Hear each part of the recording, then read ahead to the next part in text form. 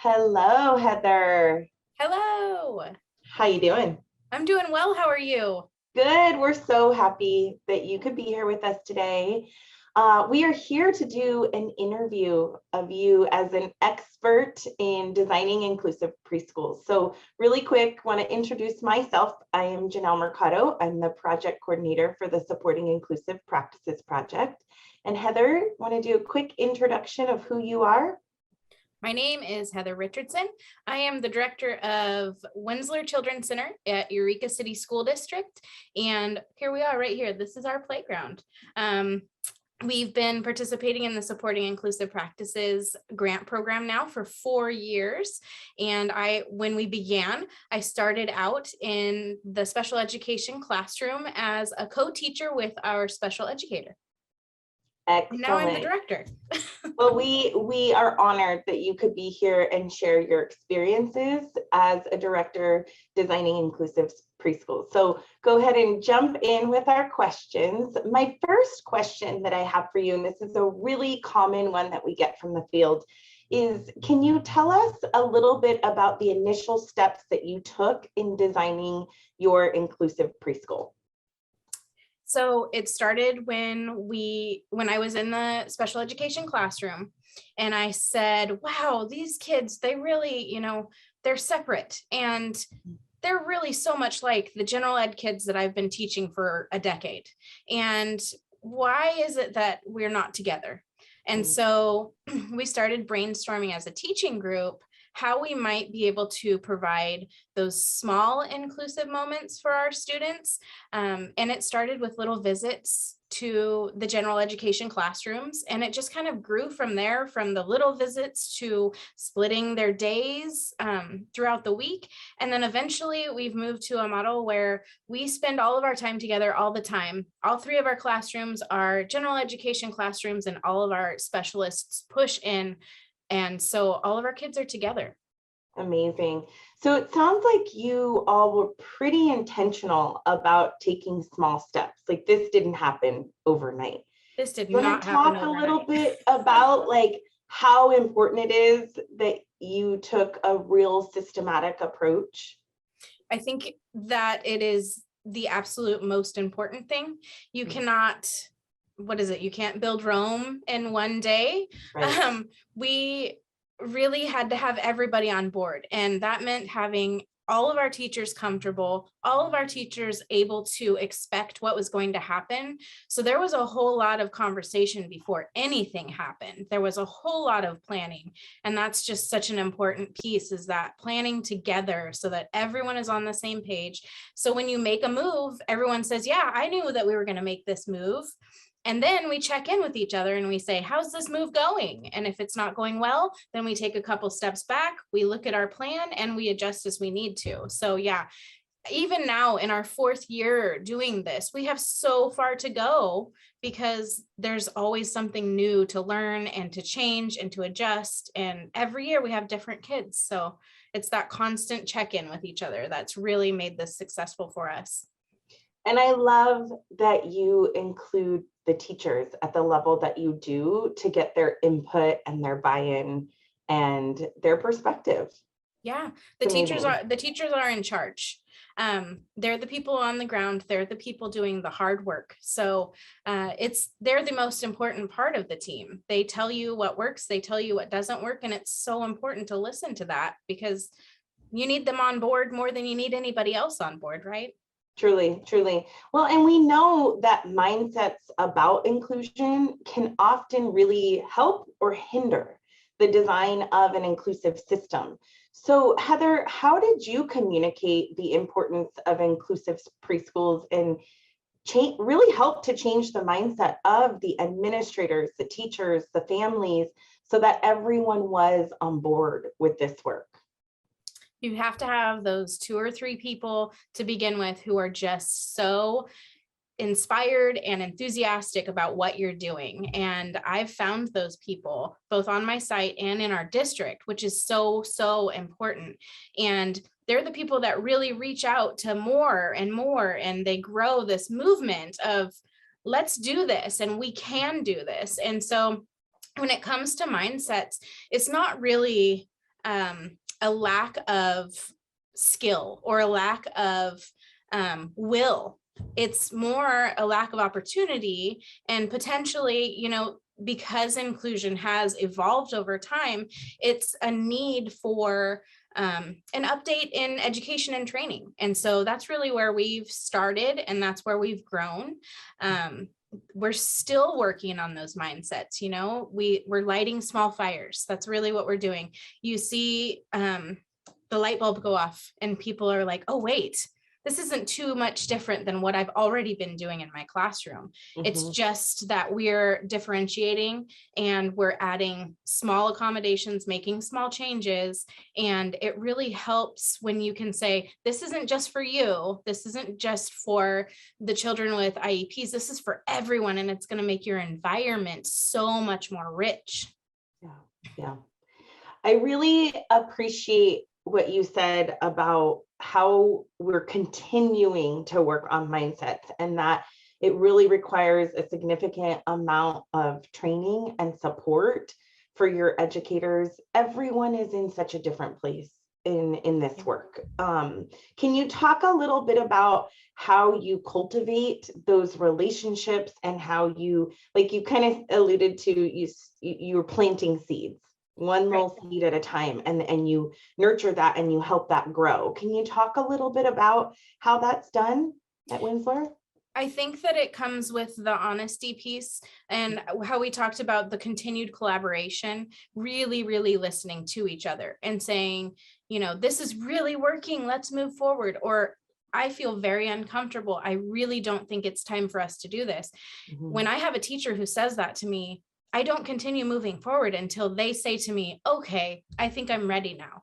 And as an administrator and a leader, I think that's a really important piece, is you cannot move forward effectively until you have everybody on board. And so really giving the teachers the respect that they deserve in the classroom, and going at the speed that they're most comfortable with, but still giving them those challenges and saying, you know what, you might be a little nervous about this, but you really can do it. And then that big celebration of the little tiny success, we celebrate a lot here because this is very hard work, and every little tiny step that we take and every little tiny thing that works in our classrooms, we celebrate that because it's huge. It's a huge deal. It's going to make a really big difference in the life of our kids. I love that you said, like, you meet them where they are while also pushing forward. Like, the work isn't stopping. The vision for inclusion remains. And, we often talk about how this work is not about a student readiness model. A lot of times it's about an adult readiness model. And Absolutely. By you honoring where educators are while also pushing forward is that beautiful fine balance that I just think I so appreciate. Yeah. It's all about how we are going to support the students. And that really does focus a lot on the adults in the program and across our district, and that includes parents as well. It's a big change for a parent who's used to having a child in a separate classroom who's not participating in general education, and it's very scary. And just like I said before, celebrating and making it such a positive thing and saying, look at all this, the social interactions, look at all this that they're going to have. It really is, it's huge to get the adults on board, because the kids are always on board, right? They're always going to be ready. They're born ready. They are. Well, and it's such an important aspect of designing inclusive preschools, early education programs. We know that when students are excluded from the very beginning, when they're labeled and excluded from the very beginning, it is that much more difficult to provide inclusive opportunities. So can you touch a little bit about how you send that message and the importance of including students from the very beginning?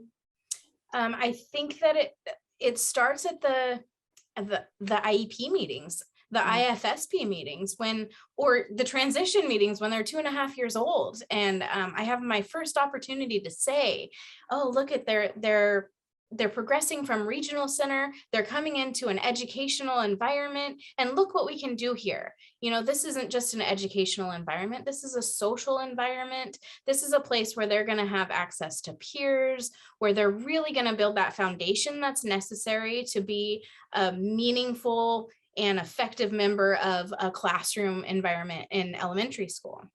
And so we start out with that positive outlook, like, oh, we're so excited that they're going to be coming to us. We're so excited to have them as part of our school community and our family here.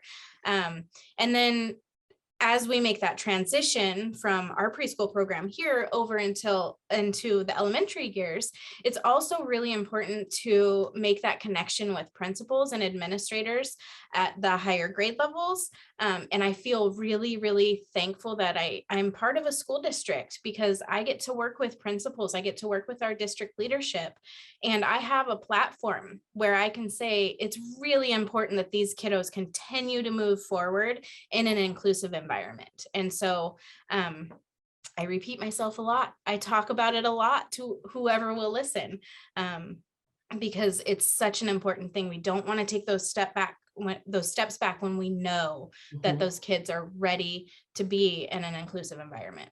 Well, and such a valuable point, Heather, for those who are listening, when looking at designing inclusive preschools, an important aspect and element to the work is the transition beyond early ed, because we want to make sure that there are inclusive opportunities after they leave your program. Exactly. Yeah. And when we look at special education, we look at gainful employment as the very last step. And that might seem crazy that I'm saying that as a preschool administrator, but that's what we want. We want them to live in a world that's reflective of the world that they're going to actually be a part of, right? So our inclusive environment is really preparing them for the diversity, the conflict, all of the things that they're going to see when they enter elementary, middle school, high school, and eventually into employment. So the sooner that we can expose them to those types of interactions, the better that they're going to be at life. Right, 100%. We know this work is really challenging. The design or the redesign of a system, it takes time. There's often barriers along the way.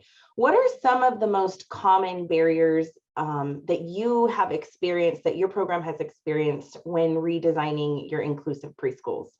It really is those mindsets, I have to say. And it goes back to reluctance because of a lack of experience. When you're pursuing a general education career, that's what you're doing. It's general education, right? And up until recently, that's been very separate from special education. And now there's this beautiful like marrying of the two parts of education. And so what we're doing is we're relearning how to do that properly. And I think that that's a really huge piece of that mindset is, oh, I can't do this. I didn't learn how to do this, but really you did, you just need a little bit of help. It's not that different. And then there's also the idea that it's either going to cost a lot of money or it's going to be a huge change to what's already happening, or that you need a lot more person power to make it happen. And so I really think talking about the structural piece of inclusion is important, because we always have this mantra in preschool that we do what we can with what we have. That's what we've always said. And, you know, we really haven't changed a whole lot to what we have. And we've done a lot with it. You know, you just touched on what I often hear is a typical myth of designing inclusive programming. Can you talk about how you really busted that myth of it takes a huge amount of more resources and what you all did to address that at a system level? I think it took a lot of convincing on my part. When we started out with my staff, I was like, no, guys, it'll work. I promise it'll work. And so along the way, when I've said, no, this is going to work, I've had to make sure that I can lean back on that relationship that I've created with the adults who are working with the kids, because they trust me when I say, I think this is going to work. They have trust in me, and that wasn't always there as strong as it is right now. But I've been able to, through my actions and through my support, I've been able to say, this is going to work, and this is how I'm going to support you through it until it does. And that's exactly what we're doing right now. You know, we're getting the training on the ground. We're learning about evidence-based practices. You know, we're embedding these types of things into our program at a much higher level than we were at the very beginning. But it's always been that return to the relationship and the trust that we've built. Sure, sure. So it's not that you didn't reallocate resources and that you didn't need more resources. It was just really about how you were using the resources that you had in a more intentional way. Absolutely. I think that inclusion is efficient, and quality inclusion is very efficient. And that's why we're constantly working on it, because you have to revisit everything that you're doing to make sure that you're doing it at the highest quality, but also most efficiently, so that you're able to keep up with all the changes that happen. Sure. You touched on some of those evidence-based practices that you all are emerging into using in your program. Can you talk about what some of those evidence-based practices are? You know, the most beautiful thing about evidence-based practices is it's such a scary term. It's so scary to people. Oh, evidence-based practices, what are those? How am I going to learn them? And then you go through the list of them and you say, these are things that we're already doing. We're just going to formalize it. We're just going to collect data, and we're just going to be able to make sure that they're being done by everyone with fidelity. And so one of the most common evidence-based practices that you see in preschool are visuals. So think about your preschool and your visual schedule, your daily schedule. You have pictures of children doing the things that you want them to be doing, washing their hands, all of those things in your classroom. Those are visuals. That's an evidence-based practice. In addition to those things, we talk about visuals that help with transitions, timers, clocks, things like that. Those are also part of an evidence-based practice. And that's always, it seems to be a surprise when teachers hear that is part of the visuals and the evidence-based practices. Another huge one, music therapy. Obviously, if we're going to call it an evidence-based practice, it's not our typical circle time, getting down and dancing and wiggling out our sillies. It has a lot more to it, but music therapy is something that is so important in general. And that's another thing about evidence-based practices. I just said in general, they benefit everyone. So you use visuals, and it's not just for our students with IEPs, it's for everybody. Sometimes you're having a bad day, you didn't sleep well last night, you need a cue to remember that first we clean up and then we do the fun stuff. So those are the two that are really huge for us. And you touched on how important it is and the value of utilizing your resources more efficiently to create this high quality program. And you just gave a really great example of that. Utilizing a professional who's an expert in music therapy can benefit so many kids. Yeah, and we're so lucky. Our special educator is a musical genius. He is fantastic. He plays the guitar. He loves to engage in music activities with our kids. So we're so thankful for that. And it's so important to have that as part of your classroom.